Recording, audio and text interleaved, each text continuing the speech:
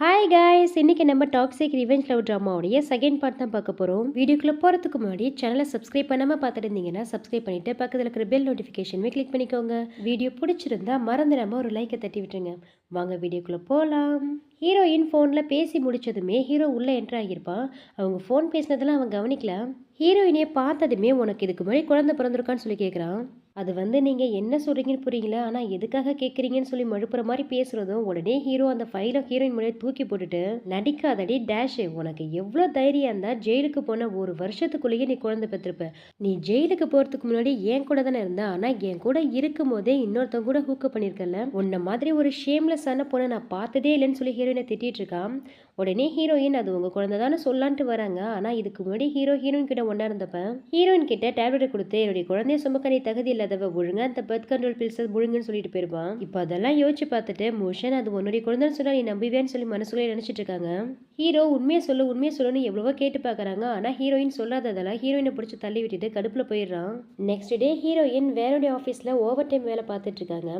ஹீரோடைய வீட்டில் cleaning work பார்க்கறதுக்கு இந்த கம்பெனியில் பேசாமல் ஓவர் டைமே பார்த்துட்டு போயிடலான்ட்டு அங்கே டஸ்ட்பினில் இருக்கிற குப்பையெல்லாம் வெளியில் தூக்கி போடலான்ட்டு அது எல்லாத்தையுமே கலெக்ட் பண்ணி எடுத்துகிட்டு வராங்க.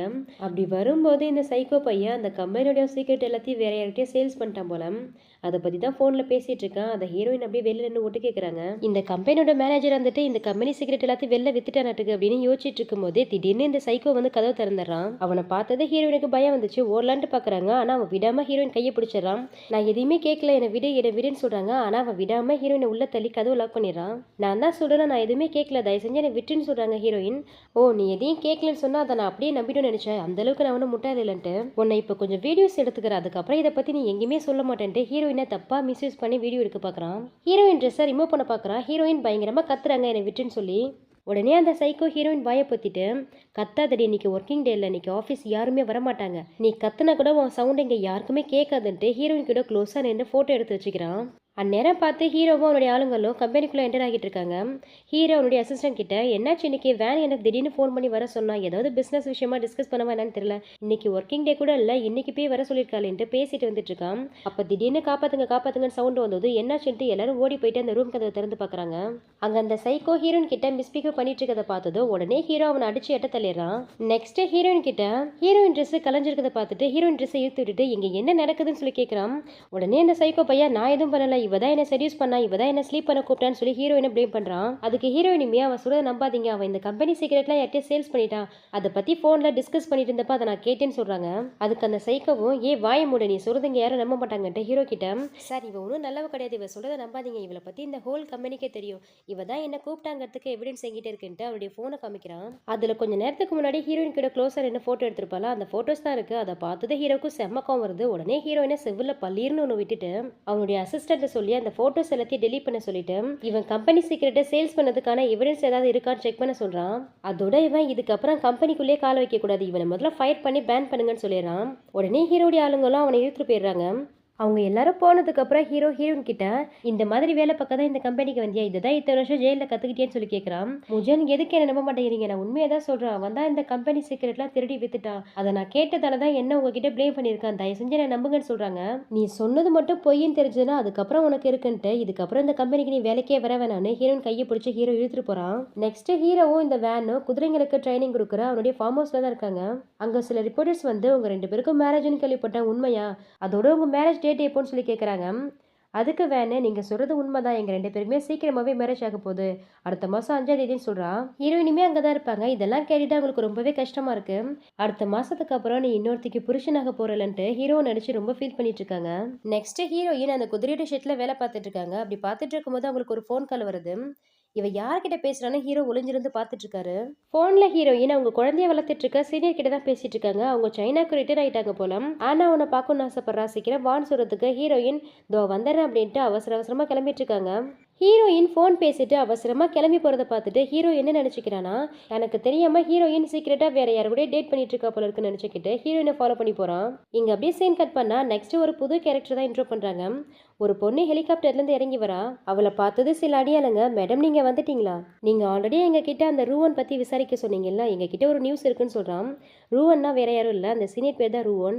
அந்த பேரை கேட்டது இவளுக்கு ரொம்ப சந்தோஷமா இருக்கு. அப்படியே அவர் எங்க இருக்கான்னு சொல்லி கேக்குறா. இன்னைக்கு அவரு யாருக்கும் தெரியாம அந்த குட்டி குழந்தைய அழைச்சுக்கிட்டு ஜீசு அதாவது ஹீரோயினை பக்கம் தான் வராங்கன்னு சொல்றாரு. ஜீசுன்னு ஹீரோயின் பேரை கேட்டதுமே சந்தோஷமா இருந்த அவ முகம் ரொம்ப கோவமாயிடுச்சு. என்ன மறுபடியும் அந்த ஜீசுவா? அவ ஜெயிலுக்கு போனாலும் அவ புத்தி மட்டும் இன்னும் மாற மாட்டேங்குது. இன்னமும் மத்தவங்களை செடியூஸ் பண்றதுல தான் இருக்கான்னு சொல்லி ஹீரோயினை திட்டிட்டு இருக்கா. நெக்ஸ்ட் ஹீரோயினை தான் காமிக்கிறாங்க. அவங்க குழந்தைக்காக கையில பலூன்லாம் வச்சுட்டு வெயிட் பண்ணிட்டு இருக்காங்க. அந்த குழந்தை ஹீரோயினை பார்த்துட்டு அம்மான்ட்டு ஓடி வருது. அந்த குழந்தைய பார்த்ததும் ஹீரோயினுக்கு அவ்வளோ ஒரு சந்தோஷமா இருக்கு. உடனே ஹீரோயின் அந்த குழந்தைய வாரி அணைச்சிக்கிறாங்க. இது எல்லாத்தையுமே ஹீரோயினை ஃபாலோ பண்ணிட்டு வந்த ஹீரோ தூரத்துல இருந்து பார்த்துட்டு தான் இருக்கான். ஹீரோயின் அந்த சீனியர் கிட்ட, சீனியர் உங்களுக்கு ரொம்பவே தேங்க்ஸ். இத்தனை வருஷமா என் குழந்தைய நீங்க பத்திரமா பாத்துக்கிட்டீங்க. நீங்க பண்ண இந்த பெரிய உதவிக்கு உங்களுக்கு எப்படி நன்றி சொல்றதுன்னு கூட எனக்கு தெரியலன்னு ஹீரோயின் சொல்றதுக்கு சீனியர் ஹீரோயின் கிட்ட, பரவாயில்ல ஜீசு நீ ரொம்ப சென்சிபிள் ஆகிறன்னு சொல்றாரு. அந்த குட்டி குழந்தை அவங்க அம்மா கிட்ட, அம்மா உங்களை பார்த்தது எனக்கு ரொம்ப சந்தோஷமா இருக்கு. இன்னைக்கு ஃபுல்லா நான் தூங்கவே மாட்டேன்னு சொல்றா. அப்படிலாம் சொல்லக்கூடாது, அம்மாவா கூட தான் இருப்பேன்ட்டு ஹீரோயின் அந்த குழந்தைய கொஞ்சம் பேசுறத தூரத்துல இருந்து ஹீரோ பார்த்துட்டு, அந்த குழந்தை தான் குழந்தைன்னு கூட தெரியாம இவ வேற யாருக்கோ குழந்தை பெற்றிருக்கான்ட்டு ஹீரோயின் மேல கோவப்பட்டு இருக்கான். நெக்ஸ்ட் சீனியரும் ஹீரோயினும் குழந்தைய உட்கார வச்சுட்டு குழந்தைய பத்தி தான் பேசிட்டு இருக்காங்க. சீனியர் ஹீரோயின் கிட்ட, வர வர குழந்தையோட நிலைமை ரொம்ப மோசமாயிட்டே போகுது. குழந்தைக்கு இம்மீடியட்டா போன் மாரோ டிரான்ஸ்பிளான்டேஷன் பண்ணி ஆகணும்.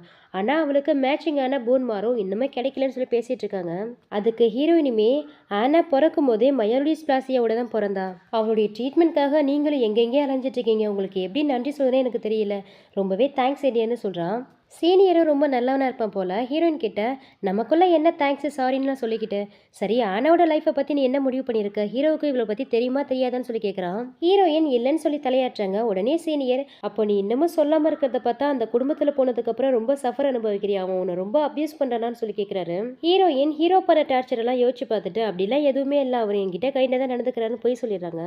ஆனா சீனியர் நம்பாம ஹீரோயின் கையை பிடிச்சிட்டு, என்ன மூர்ஜன் உங்ககிட்ட கையில நடந்துக்கிட்டானா? அவனை பொறுத்த வரைக்கும் நீ அவங்க அப்பாவை கொண்ட கொலகாரின்னு தானே உன்னை நினைச்சிட்டு இருக்கான்னு சொல்றதுக்கு ஹீரோயின் எழுந்துட்டு, சீனியர் மூர்ஜன் என்கிட்ட கையில தான் நடந்துக்கிறாரு, இதுக்கப்புறம் இதை பத்தி நம்ம பேச வேணாம்னு சொல்லிட்டு இருக்கும் போதே ஹீரோயின் குழந்தை வந்துட்டு, அம்மா எனக்கு ஐஸ்கிரீம் வாங்கி கொடுங்கன்னு சொல்லிட்டு வரா. சரின்ட்டு ஹீரோயின் ஐஸ்கிரீம் வாங்கி தரலான்ட்டு போறாங்க. ஆனா அதுக்குள்ளேயே சீனியர், நீ சேஃபா இங்கே இரு, நான் போயிட்டு குழந்தைக்கு ஐஸ்கிரீம் வாங்கி கொடுத்து அழைச்சிட்டு வரேன்ட்டு குழந்தைய அழைச்சிட்டு போறாரு.